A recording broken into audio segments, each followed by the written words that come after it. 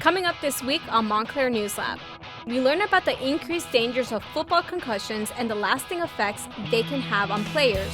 When I was 17 years old, toughness was being the biggest, strongest, fastest, guy on the field. You think of tornadoes in the South, but in New Jersey? Tornadoes, on average, we get 2 or 3 a year in New Jersey. And later, how a Montclair State student is defeating all odds and inspiring others with his music. From the School of Communication and Media at Montclair State University, this is Montclair News Lab.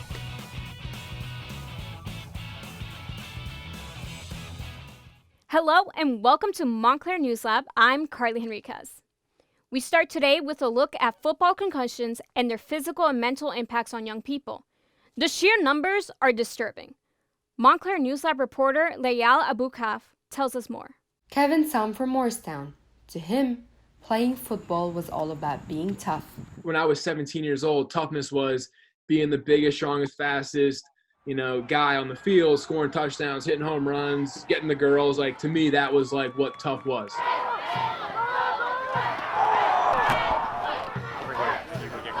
Kevin Sam knows what it's like to get hit in the head during a football game.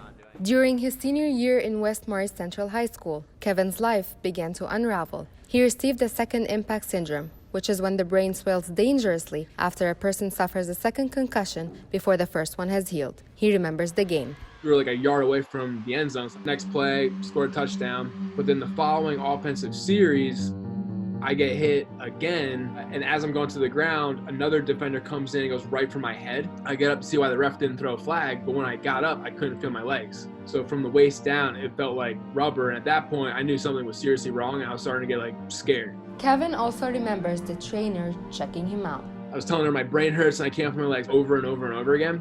And my dad eventually came down the sideline. Didn't even know who he was. I didn't recognize him. So she immediately called for a helicopter. Basically, as soon as that happened, I collapsed on the sideline, had a grand mal seizure that lasted 15 minutes, wasn't breathing. Then they transported me to a local baseball field where the helicopter picked me up. At that point, I kind of snapped out of it. After that, football has never been the same in Kevin's eyes. In any given season, 10% of college football players and 20% of high school football players sustain brain injuries. Recent studies show that football injuries to the brain occur every 5 games.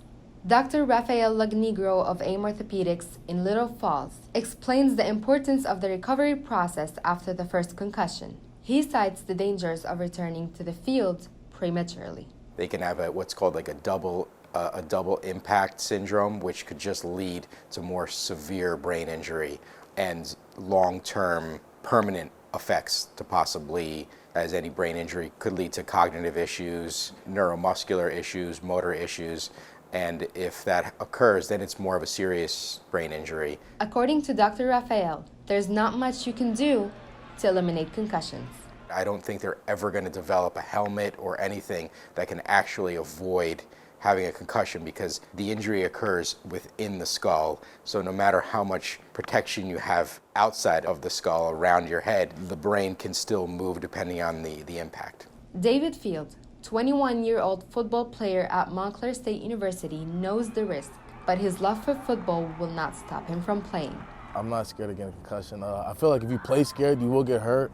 So I try really not to think about it. Now, 29-year-old Kevin has a different definition of toughness. I can go back and play 1,000 more times. I would just play much differently than how I played before. Really put my health and my safety ahead of anything because I think kids get into this glorified world of playing hurt and being the hero and learning what I've learned. That's really not being tough at all. From Montclair News Lab, I'm Layal Abukaf. During the 2018 to 2019 academic year, the number of students playing high school sports has dropped, with high school football accounting for much of the decline. This is the first time in 30 years that the number has decreased. Grace? All year long, students at the School of Communication and Media are exploring the impact of climate change. We call the effort Focus Climate Change. The next big event is coming up on November 15th, when we will be broadcasting a statewide show focusing on climate change's impact on New Jersey. Today, we're joined by Nicole Appel, one of the show's executive producers. Thank you so much for being here, Nicole. Thank you so much for having me. All right, now what can we expect to see on this show? Focus Climate Change, Ask the Experts is what this semester's production is being called, because we decided to take and make it a two-part production. So instead of doing one big one throughout the first semester, we're going to do a little brief overview leading into the big one next semester. And it's going to be a 1-hour primetime broadcast featuring a few different experts in the realm of climate change, coming from a variety of backgrounds. So we have the NJ State climatologist coming, Dave Robinson. We have Scott Fallon, who's an environmental reporter for USA Today. We also have a professor coming from the Center of Environmental and Life Sciences here at MSU, a senior research scientist at NASA, and then also a campaign director from NJ Conservation Foundation. What's the goal out of the show? I think overall the goal of this show in particular is just to bring greater attention to the issue of climate change. It's something that's happening all around the world within our country, but I think what a lot of people don't realize is how big of an impact it has so close to home here in New Jersey, and that's what the show is focusing on specifically, is particularly New Jersey itself. Over the years, there's been a lot of issues that scientists have recorded and seen changes in our environment and with the climate itself. So within the next couple years, we're going to see a lot of different issues coming from the Jersey Shore. So where can people submit the questions they have about climate change? Yeah, so for the show, we're getting questions from social media from people who just generally have questions and want to know what they can do to help. So if you have questions or anyone has questions, they can tweet us at the hashtag AskFocus and potentially have the chance to have it answered by one of the experts that we're bringing on for our show. All right, well, thank you so much. I really look forward to seeing the show. Thank you for having me. When you think of climate change in New Jersey, tornadoes are not the first thing that come to mind. Montclair News Lab reporter Rebecca Service has our story. When people think of tornadoes, they think of high-speed, damaging winds in the Midwest, where the wind speeds reach EF5 or over 200 miles per hour, the highest on the scale. Others think of Kansas, wicked witches, and how it was all just a dream. It's a twister! It's a twister! It wasn't a dream for Springfield, New Jersey residents after an EF0 tornado touched down right outside this now condemned building behind a BMW dealership. On August 7th, earlier this year, an EF0 tornado made landfall on the side of Route 22 East. No one was injured from the small tornado, but many were shocked and quick to capture it on social media from a nearby office building across the highway and in the neighborhood surrounding. One of the witnesses of the tornado was Gene Moscow, a general sales manager at Springfield BMW. It was scary. To witness a tornado was scary. I said, oh my God, and the only thing you seen was this big swirl of wind, and they don't come straight. What was shocking to many was that it is very uncommon for a tornado to touch down in the Northeast. The last tornado officially reported in Union County was in 1899 in Elizabeth, but there were already 8 this year in New Jersey. Dr. David Robinson, the New Jersey state climatologist, confirmed that 2019 is already one of the top years for the most tornadoes ever to occur in the state. Tornadoes, on average, we get 2 or 3 a year in New Jersey. Scientists suspect the cause. The atmosphere is getting warmer, and so is the ocean. And in a warmer world, it's not only the atmosphere that's warming, it's the ocean that's warming. And we might lose some of the advantage from being near the coast when the offshore waters are warmer. So the ocean tends to be the great modifier. It kind of takes the legs out under for the most severe thunderstorms. These severe thunderstorms have the power to create tornadoes, but a majority of them do not reach above EF1. Given the unpredictability of tornadoes, Robinson tells New Jersey residents not to expect the worst, but to be prepared for it. We know it's changing, but we're just not sure of all the details of what's going to happen.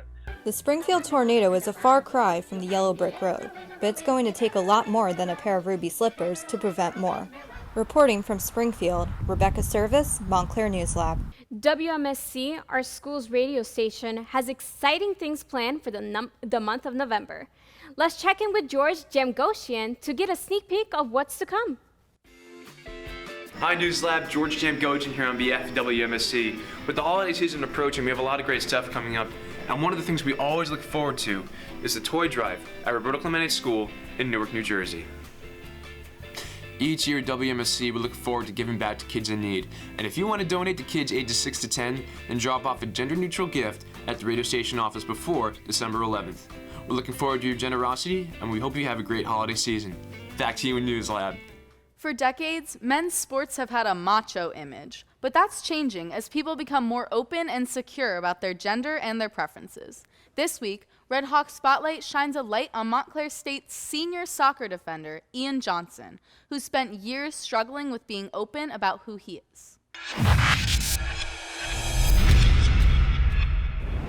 The closet's a scary place to be in, so if you can find an ally or someone that you can go to and just to even talk about it, definitely try to find that person.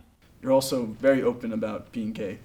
I just want to take me through the process of what it was like before you decided to come out. I always grew up with musical theater and stuff that some people wouldn't consider super masculine. So I think I always kind of tried to challenge masculinity. So was there one person in particular that you decided to talk to first? Yes, actually, it's she doesn't go here to Montclair, but one of my best friends from home. We were sitting on the ground at Penn Station, and I just turned to her. I said, "Allie, I'm gay," and she said, "Really?" And I said, "Yeah," and I started sobbing on the floor of Penn Station during rush hour. What would your message be to any fellow student athletes who are struggling and maybe afraid to come out publicly? Just to stay the course. It's not always going to be the easiest. It's not always going to be as smooth as you would like it to be, but it always will get better and it always will work out in the end. And if it's not your time, it's not your time, to not force it, but also don't hide yourself. The closet's a scary place to be in, so if you can find an ally or someone that you can go to and just to even talk about it, definitely try to find that person.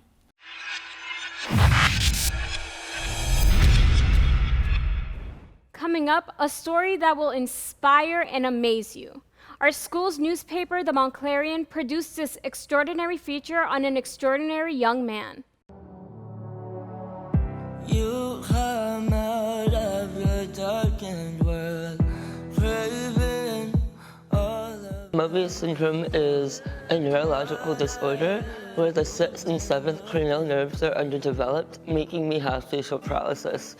I was born with facial paralysis, and I also cannot move my eyes left or right. I have to turn my head. I was actually born with the inability to swallow, so the doctor said I was never going to eat regularly. So I had to have a feeding tube, and at the age of 3, I proved the doctors wrong, and I actually got the feeding tube out. That started my journey of proving to people what I can and can't do.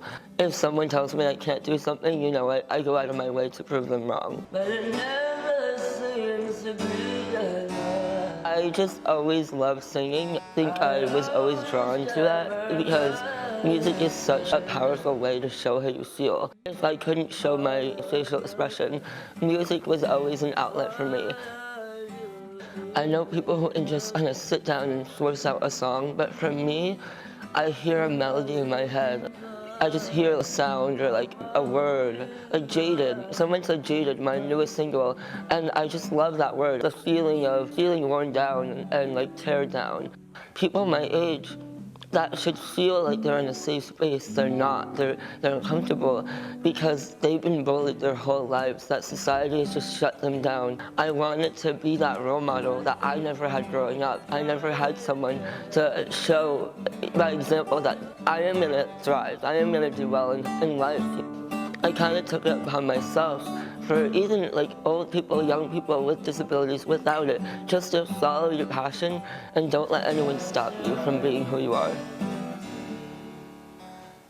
You got me feeling jaded, your love is over. For more videos like this, visit themontclarian.org. Are you ready for the photo of the week? Why, yes, I am, Grace. Each week, Professor Thomas Franklin sends us a photo from his photojournalism class. This week's photo comes from Megan Lim and was taken in South Brunswick, New Jersey. looks like they're having a lot of fun. Honestly, the guy with the guitar, he looks like he's Shaggy from Scooby-Doo. He really does, and the van really shows off the Scooby-Doo vibes. Were you going to say it's a nice band? I was not going to say. Follow us on Instagram and Facebook at Montclair News Lab. Tweet us at MSU News Lab. Also, visit our website, montclairnewslab.tv, for more. Thank you for joining us today. For Montclair News Lab, I'm Carly Henriquez. And I'm Grace Rowland. See you next time.